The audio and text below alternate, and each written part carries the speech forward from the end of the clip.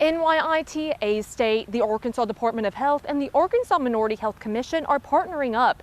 The group will use a portion of those 12,000 antigen tests to travel across the region and conduct COVID testing in rural and underserved areas. So right now we have gaps and we have areas throughout the state where the testing is not occurring. An individual typically could go to maybe their county health unit or local physician's office, but even that, there's still areas throughout the state that don't have adequate testing.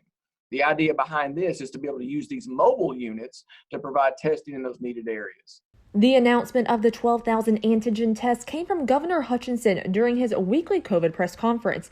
The antigen tests will be distributed in areas across the state. NYIT will use their Delta Health Caravan and the Arkansas Minority Health Commission's mobile unit to test in eastern and northeast Arkansas, using the 2 clinic rooms and lab the unit has on board.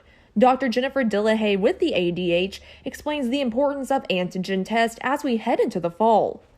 There will be other respiratory viruses that start to circulate, and many of the symptoms will be similar to the symptoms people will have with COVID-19.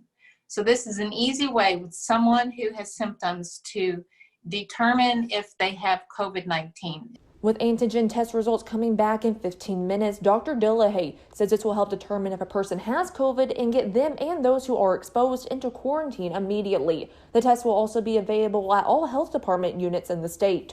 Dr. Spite says the ADH will coordinate when the units go out to test and where. He says this could affect areas for years to come. Anything that we can do to really increase the education regarding COVID-19, increase testing and tracing in these areas, these underserved and rural areas. Anything that we can do that can positively impact that will be felt for many generations to come.